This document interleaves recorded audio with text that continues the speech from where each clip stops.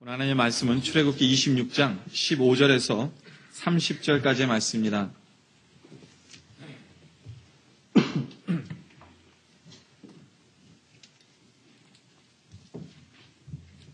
제가 봉독하겠습니다.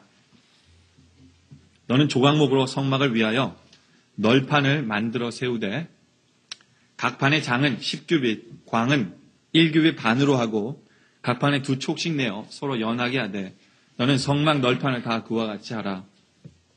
너는 성막을 위하여 널판을 만들되 남편을 위하여 널판 20을 만들고 20 널판 아래 은받침 40을 만들지니 이 널판 아래에도 그 2촉을 위하여 2 받침을 만들고 저 널판 아래에도 그 2촉을 위하여 2 받침을 만들지며 성막 다른 편 곧 그 북편을 위하여도 널판 20로 하고 은받침 40을 이 널판 아래에도 2 받침, 저 널판 아래에도 2 받침으로 하며 성막 뒤 곧 그 서편을 위하여는 널판 6을 만들고 성막 뒤 2 모퉁이 편을 위하여는 널판 2를 만들되 아래에서부터 위까지 각기 2겹 두께로 하여 윗꼬리에 이르게 하고 2 모퉁이 편을 다 그리하며 그 8 널판에는 은받침이 16이니 이 판 아래에도 2 받침이요 저 판 아래에도 2 받침이니라.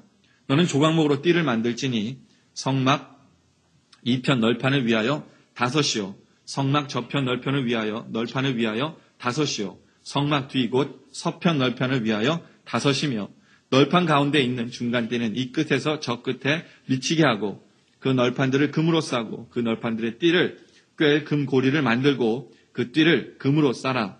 너는 산에서 보인 식양대로 성막을 세울지니라. 아멘. 오늘은 성막의 벽을 만들고 있는 성막의 널판에 대해서 여러분들과 말씀을 나누기를 원합니다. 여러분들이 그림을 보시는 대로 성막의 널판의 길이는 4.5m입니다. 그 높이가 사람보다 훨씬 더 큰 것을 우리가 볼 수 있죠. 4.5m입니다. 그리고 너비가 67.5cm입니다.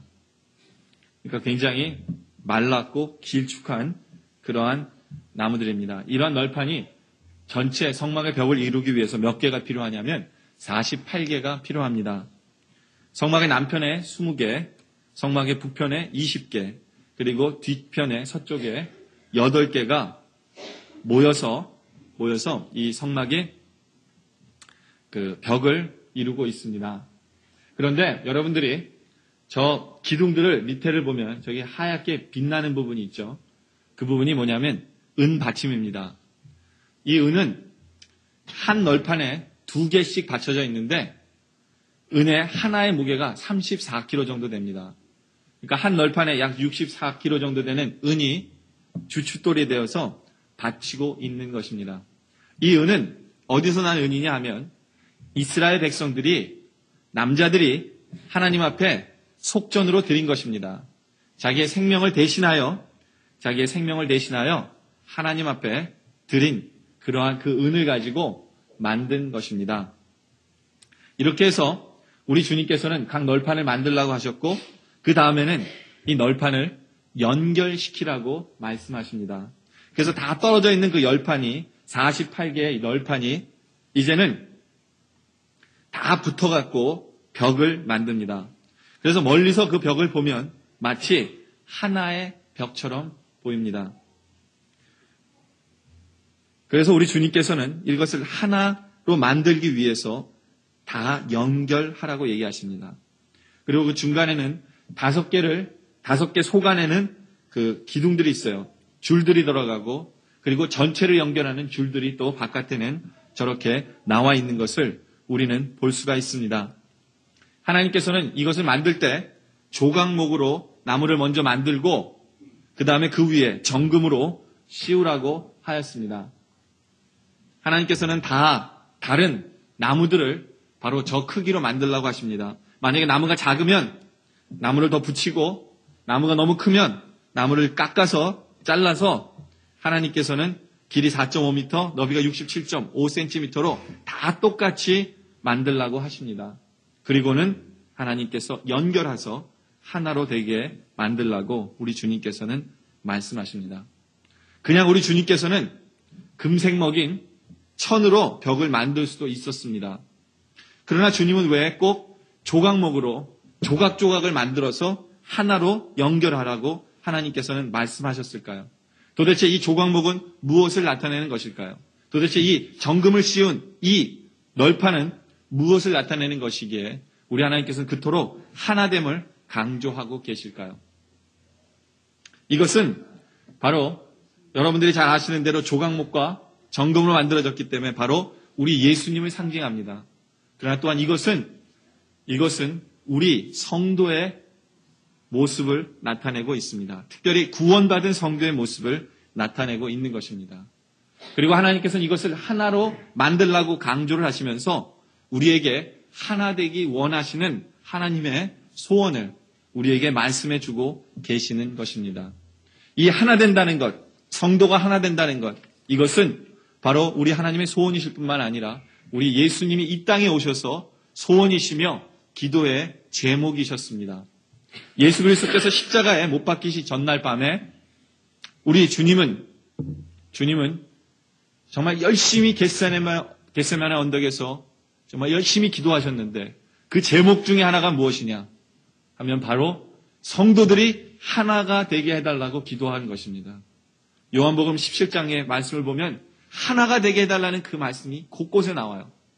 특별히 그 중에 요한복음 17장 11절에 보면 나는 세상에 더 있지 아니하오나 저희는 세상에 있사옵고 나는 아버지께로 가옵나니 거룩하신 아버지여 내게 주신 아버지의 이름으로 저희를 보존하사 우리와 같이 저희도 하나가 되게 하옵소서라고 얘기합니다. 여기에서 우리 주님께서 그 소원을 얘기하세요. 하나가 되게 해달라는 거예요. 나는 십자가에 매달리지만 나는 이제 없어지지만 주님 이들이 하나가 되게 하셨소. 왜요? 저 말씀에 보면 저희를 보존하사 성도들이 하나가 되어야만 그때 우리는 넘어지지 않는 거예요. 그때 우리는 승리할 수 있는 겁니다. 바로 성전이 하나가 되었을 때야만이 하나로 연결되었을 때만이 성전이 무너지지 않고 그 모진 비바람 앞에서도 꿋꿋하게 서 있을 수 있는 것입니다. 하나가 될 때야만이 이것은 우리 주님의 소원이셨어요. 그것뿐만 아니라 요한복음 17장 21절에 보면 아버지께서 내 안에 내가 아버지 안에 있는 것 같이 저희도 다 하나가 되어 우리 안에 있게 하사 세상으로 아버지께서 나를 보내신 것을 믿게 하옵소서라고 우리 주님께서는 말씀하고 계십니다. 여기에도 보면 저희가 다 하나가 되어라고 얘기하고 있습니다. 하나가 되어. 근데 왜 하나가 되어야 되느냐? 우리가 하나가 되었을 때 우리 안에 있게 하사라고 우리 안에 있을 수 있다는 얘기예요. 여기서 우리가 누구냐? 바로 성부, 성자, 성령님이십니다. 우리 성도들이 하나가 될 때야만이 우리가 하나님 안에 들어갈 수 있다라는 그러한 말씀을 우리에게 해주고 계시는 것입니다. 바로 그러한 이유 때문에 성도들은 하나가 되어야 된다라고 말씀하시는 것입니다. 마치 이것은 우리 성도들의 예배의 모습과도 같습니다. 우리의 예배가 하나님 앞에 상달되길 원하세요? 하나님이 받으시는 예배가 되길 원하세요? 그러면 조건이 있습니다. 우리가 하나가 돼야 돼요. 우리 성도들이 하나가 되어서 한 마음으로 주님 앞에 예배 드릴 때 하나님은 예배 받으신다는 겁니다. 그렇지 않고서는 우리가 그 안에 성부와 성자와 성령님 안에 들어갈 수가 없다는 것을 우리 주님께서는 말씀하세요. 그렇기 때문에 우리 주님께서는 십자가에 달리시기 전에 하나님께서는 눈물로써 기도하시면서 이 백성들이 하나가 되게 해주세요라고 기도한 것입니다. 여러분들 우리는 우리 예수님의 기도에 귀를 기울여야 된다는 것입니다. 여러분들 한번 상상을 한번 해보세요. 저 벽이 널판이 그냥 하나만 덩그러니 저게 매달려 있으면 그것이 성막입니까? 아니잖아요. 하나라도 빠져서는 안 된다는 것을 우리는 기억해야 합니다.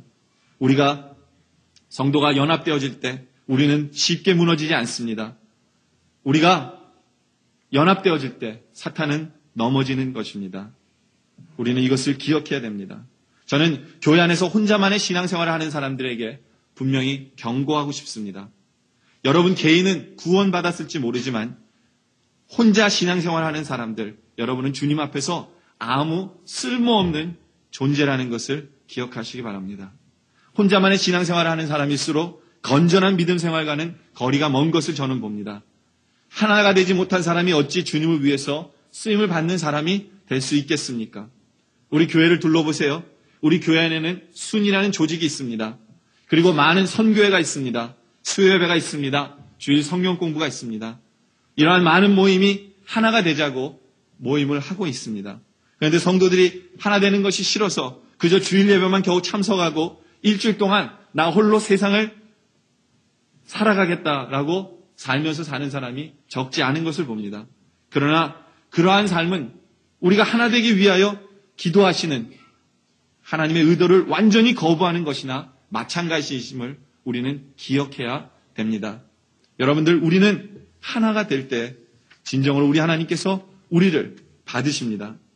여러분들, 요즘에는 이런 사람들도 참 많아요. TV에서 목사님들이 나오셔서 설교를 하니까 예배를 어떻게 드리냐면 TV 앞에서 드리는 분들이 많아요.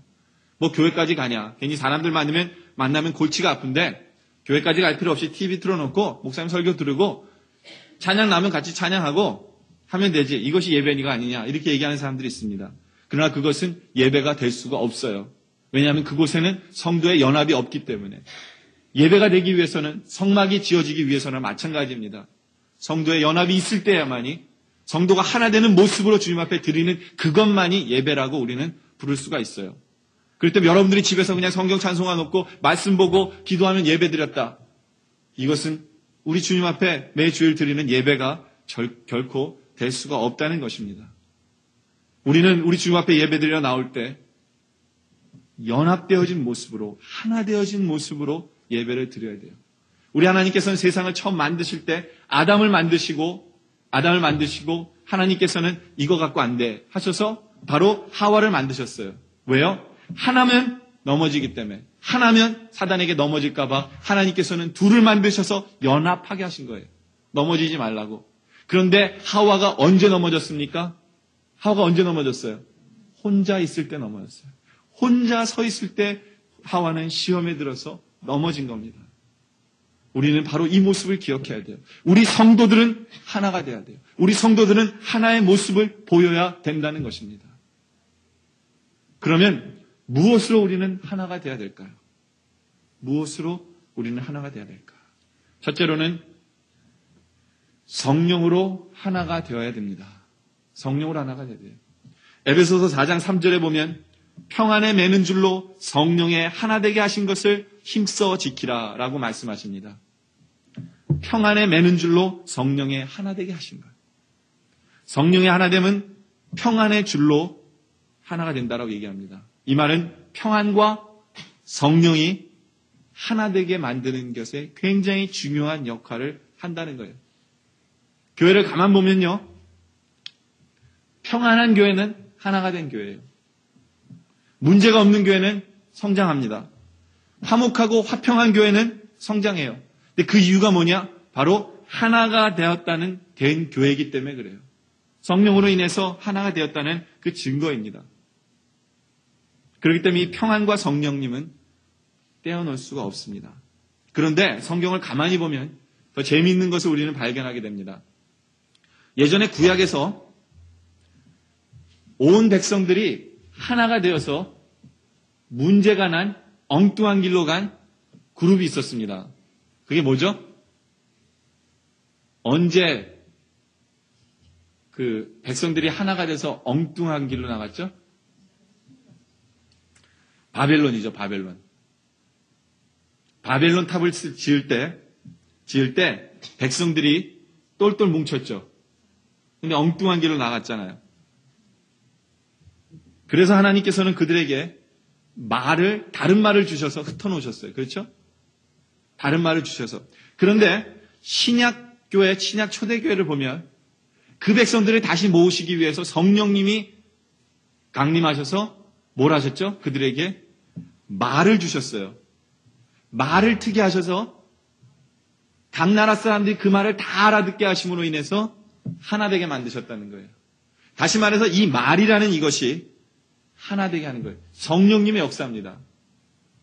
말이 트여서 성령님의 역사로 하나 되게 한다는 거예요.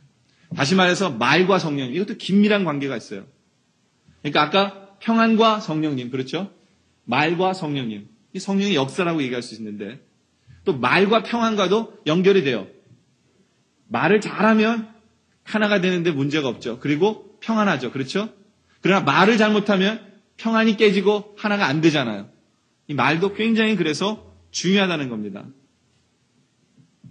저는요, 결혼하기 전에 꿈이 있었어요. 무슨 꿈이 있었냐면 나는 결혼을 할 때 이런 여자랑 결혼해야 되겠다라는 꿈이 있었는데 어떤 여자냐면 이 얘기를 하니까 목이 타는 것 같으세요? 어떤 여자냐면 말이 통하는 여자와 결혼을 하겠다라는 생각을 했었어요. 말이 통하는 여자. 그런데 제가 참 하나님께 감사한 건 저희 아내와 제가 말이 잘 통한다는 거예요. 저는 굉장히 이 라직한 사람입니다. 이렇게 흑백을 따지는 걸 좋아해요. 그래서 보통 사람들은 제가 굉장히 말을 조리 있게 잘한다 그래요. 그런데 이게 싸움이 났을 때 제가 이렇게 조리 있게 얘기하면 순 어거지라고 얘기합니다. 그런데 저희 아내는 만약에 저희 아내와 저와 의견 대립이 있잖아요. 그러면 제가 저희 아내에게 왜 저희 아내가 틀렸는가를 또박 얘기를 해요. 그러면 보통 사람 같으면 화가 나갖고 무슨 어거지를 그렇게 피우냐고 막 이럴 거면서 대들 거 아니에요. 근데 그렇지 않아요. 저희 아내는. 그 말을 다 듣고요. 제 말이 맞으면 맞다 그래요. 저한테. 그래서 제가 이거 굉장히 큰 축복이라고 생각합니다. 말이 통하잖아요. 말이. 근데 문제는 항상 제 말만 통하니까 문제지만 말이 통해요. 그러니까 집안이 하나가 되는 거예요. 말이 통하니까. 예? 집안이 천국이 되잖아요. 집안이 하나가 돼요. 그래서 제가 이 말 통하는 게 이렇게 중요하구나 해서 제가 꿈을 좀 더 크게 가지면 제 소원이 또 하나 있다면 자녀들과도 말이 잘 통했으면 좋겠다는 거예요. 자녀들과도 말이 통하면 얼마나 좋을까요? 근데 더 큰 소망이 있다면 뭔지 아세요? 누구와 말이 통했으면 좋을까요? 여러분들과 말이 통했으면 좋겠어요. 우리 성도님들과 말이 통했으면 얼마나 좋을까. 근데 제가 가만히 생각해봐요. 왜 나는 내 아내와 말이 이렇게 잘 통할까 생각해보니까 딴 게 아니에요. 마음이 통하기 때문에 그래요. 즉 말이 마음이다라는 얘기를 하는 사람도 있는데 마음이 통하니까 말이 통하는 거예요.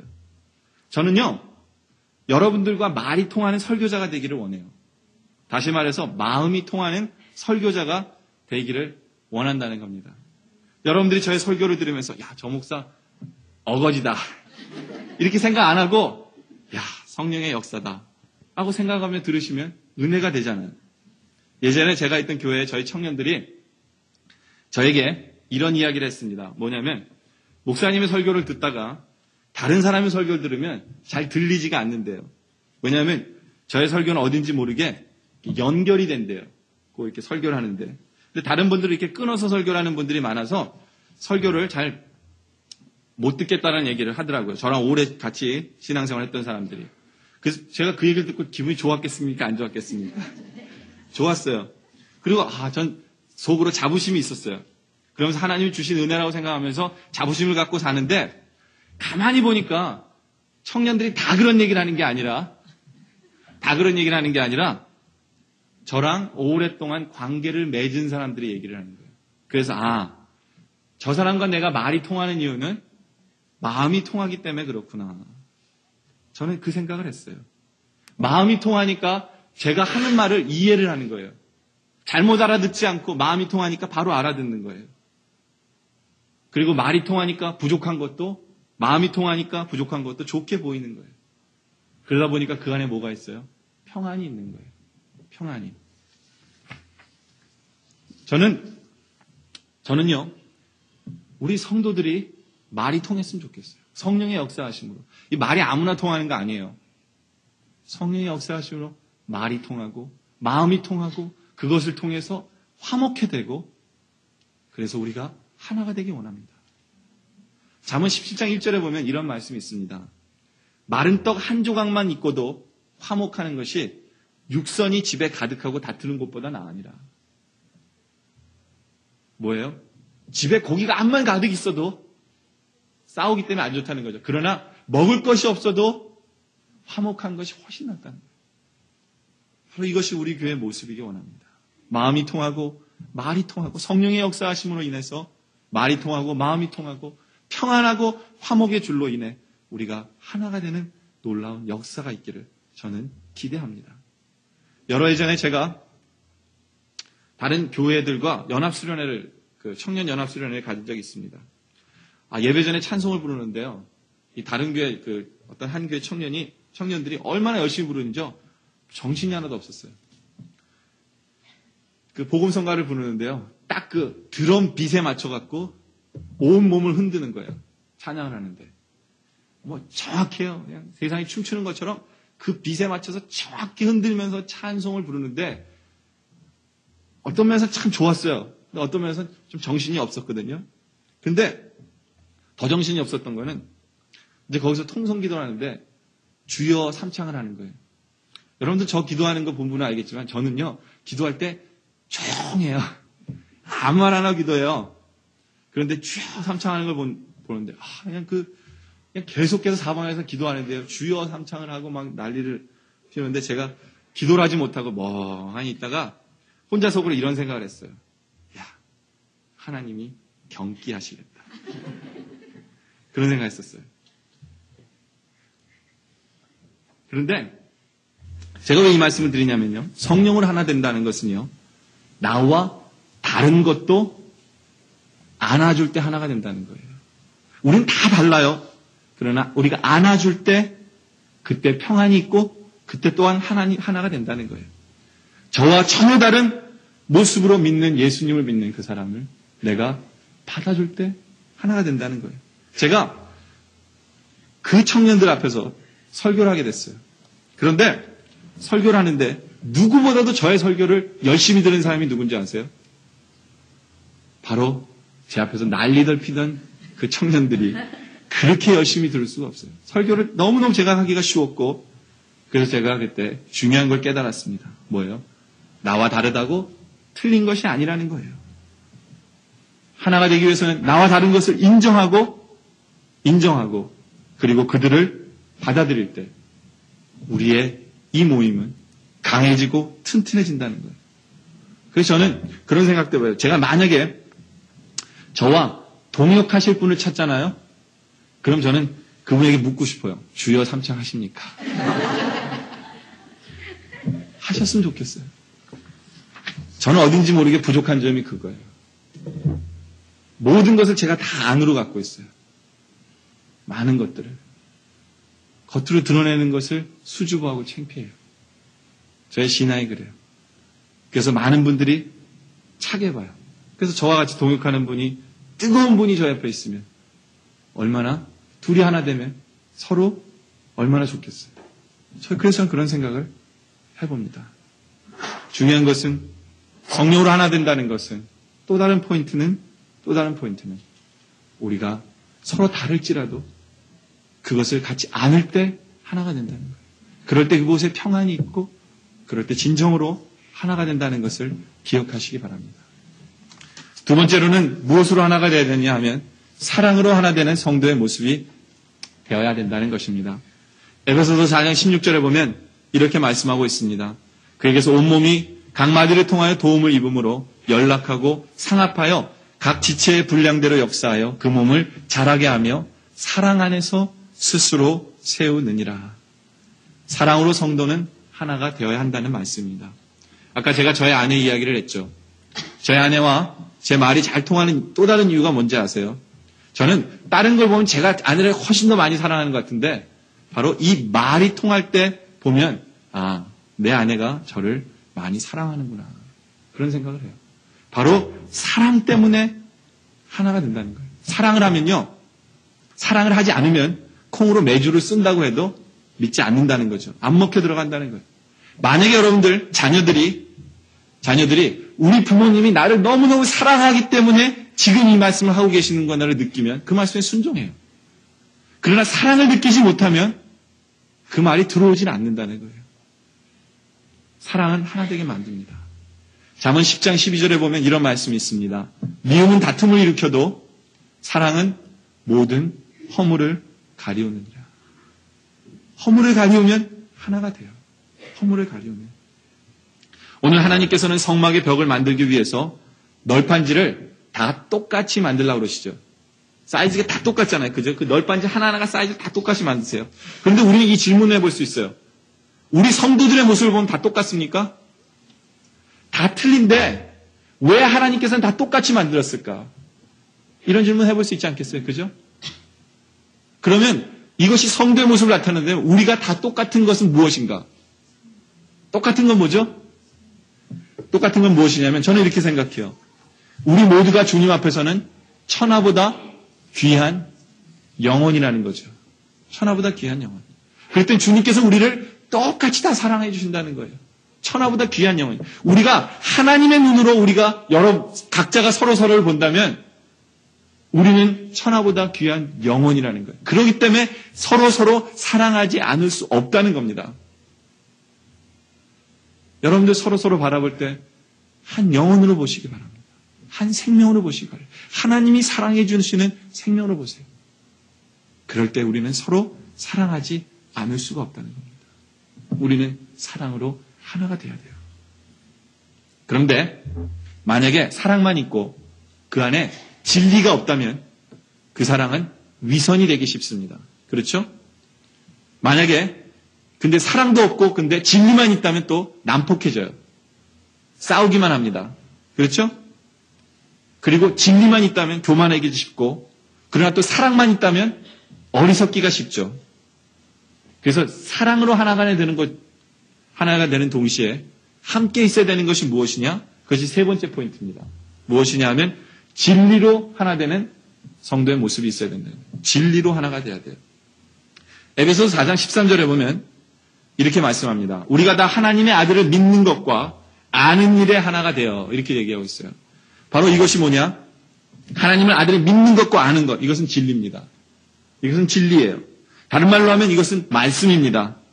말씀으로 성도가 하나 될 때야 하나가 된다는 거예요. 사랑과 함께. 여러분들 사람들이요. 어떤 그룹이 하나가 되려면 흔들리지 않는 어떤 기준이 필요합니다. 그렇죠? 세상 사람들도 보면요. 조그만 개 모임을 하나 하더라도 규칙이 많아요.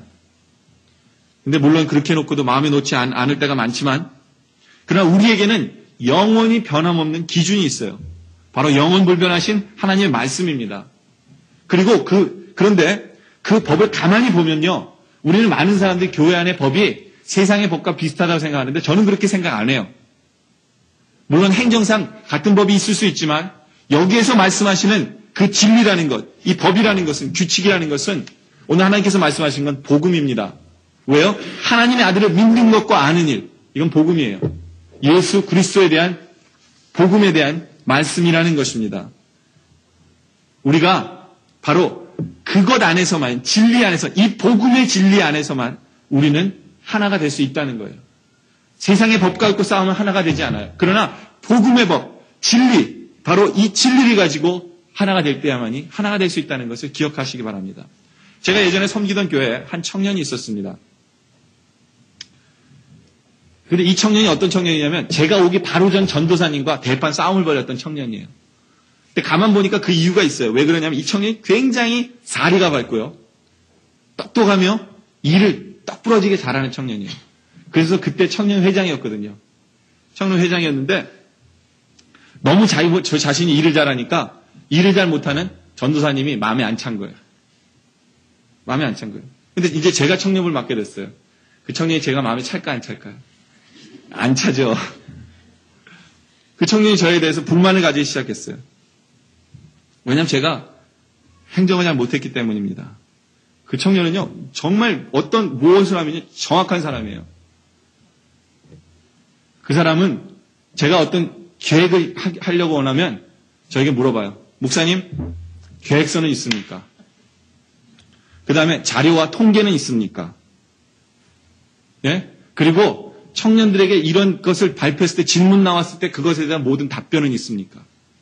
이런 걸 물어봐요. 파워포인트로 만들기를 원하고요. 모든 것을 정말 굉장히 대단한 재주가 있는 사람이에요. 제가 감당을 못했어요. 감당을 못하니까 그 청년은 항상 저를 대놓고 공격해요. 사람들 앞에서 목사님 이건 이렇게 해야 된다. 듣고 보면 말이 맞아요. 말이 맞아요. 그래서 제가 좀 불편했지만 굉장히 속으로 존경했어요. 내가 못하는 걸 저 청년이 갖고 있어요. 그래서 제가 청년부 청년 회원 중에 집사로서 몇 명을 추천하라고 그랬어요, 저한테. 그래서 제가 그 청년을 집사로서 추천을 했습니다.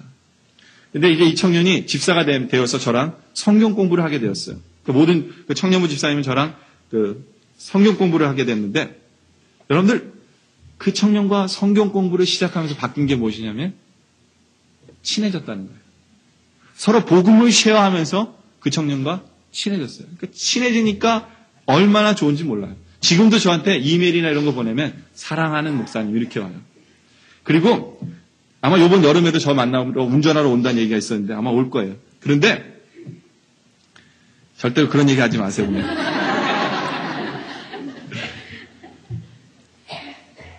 그런데 바로 이 진리가 들어갔을 때 바뀌는 모습이 있었어요. 그리고 어떤 일이 있었냐면 이제는요, 제가 어떤 교회에 무슨 일을 하잖아요. 교회에 무슨 일을 하면 그 청년이 몇 주 전에 저랑 만나길 원해요. 만나서 무슨 얘기를 하냐면 저랑 1대1로 만나서 목사님 이런 계획을 갖고 계시면 이러이러한 것들이 필요합니다. 뭐 이런. 그래서 제가 그 청년 나 이거 하고 싶다 그러면 준비를 다 해와요. 집에서 몇 날 며칠 밤새워 갖고 이런 파워포인트로 다 만들어 오고요. 계획서 만들어 오죠. 계획서 만들 뿐만 아니라 뭐 자료, 통계, 그리고 이렇게 질문 같은 것들, 예상 질문까지 뽑아요. 이런 질문이 나오면 이런 답을 해주셔야 되고요. 이런 질문이 나오면 이런 답을 해줘야 된다고 다 해와요. 준비를 다 해와서 이건 목사님이 발표하십시오 그래요. 그럼 제가 이제 발표를 다 하잖아요. 발표를 다 하면 우리 청년들이 야, 정 목사 참 행정을 잘하는구나 이렇게 보는 거예요. 예? 근데 가끔 가다가 그랬는데도 질문을 제가 못하는 게 있잖아요. 그럼 다 끝나면 그 청년이 그 질문한 청년을 데리고 목사님의 뜻은 이렇다고 질문을 다 해줘요, 답을. 그러니까 제가 얼마나 편했는지 몰라요. 얼마나. 그리고 그 청년 제가 바라보면서 얼마나 감사했는지 몰라요. 근데 그 청년이랑 가까워진 이유는 다른 게 없었어요. 같이 성경 공부했어요. 같이 복음을 나눴다는 거예요. 바로 진리 위에, 진리 안에 우리는 하나가 되는 그러한 모습이라고 저는 생각합니다. 여러분들 우리는 하나가 돼야 돼요. 하나가 돼야 돼요. 그런데 오늘 우리 말씀을 보면 우리 주님께서는 아까 그 널판지 밑에 은받침을 하라고 그랬죠. 제가 그 은받침이 뭐라고 그랬냐면 바로 생명의 속전이라고 그랬어요.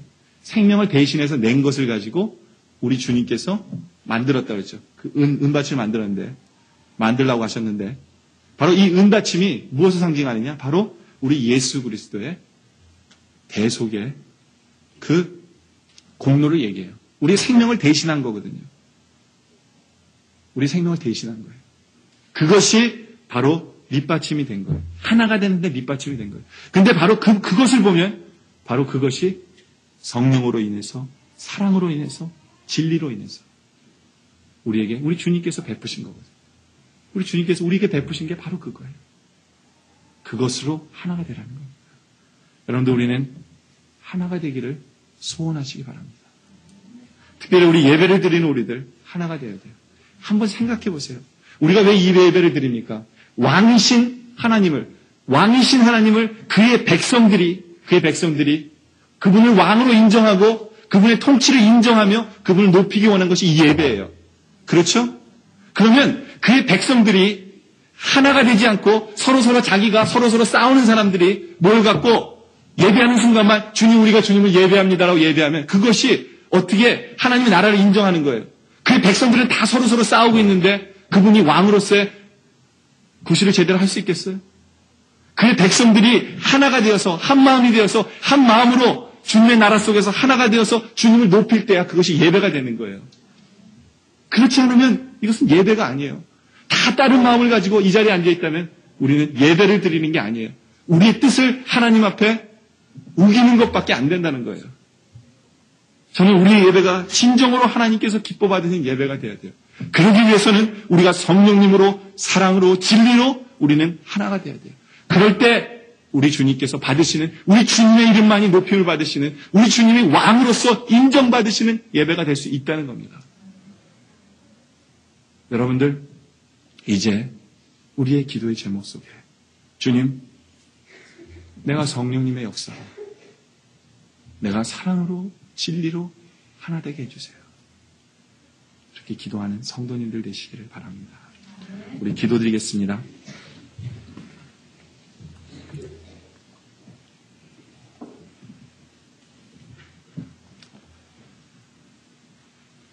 아버지 하나님, 주님께서는 우리가 넘어지지 말라고 우리에게 하와를 주셨습니다. 그런데 우리는 오히려 주님 앞에 주님께 주신 저 하와 때문에 내가 죄를 졌습니다라고 우리는 오히려 주님을 손가락질하는 경우가 많았습니다. 그러나 주님, 이제부터는 우리가 주님 앞에서 아버지 하나님, 주님께서 나에게 주신 이 선물들, 우리 모든 성도님들 하나 되기 원합니다. 이것이 축복입니다라고 주님 앞에 고백하며 나오는 성도들 되기를 원합니다. 그래야 우리가 주님 성령으로 하나 되기 원합니다. 우리의 말이 하나 되기 위해서 쓰임받게 하시고 우리가 서로 평안함으로, 화평함으로, 화목함으로 평안하게 하시며 우리가 서로 다른 점을 받아들이고 안음으로 인하여 우리가 더 크게 하나가 되어, 또한 우리가 사랑으로 하나가 되어, 우리가 주의 복음으로 진리로 하나가 되어 우리가 주님을 예배하기 원하오니 아버지 하나님, 우리의 하나됨을 통해서 주님 영광 받아 주시옵소서. 감사드리오며 예수 그리스도의 이름으로 간절히 기도드립니다.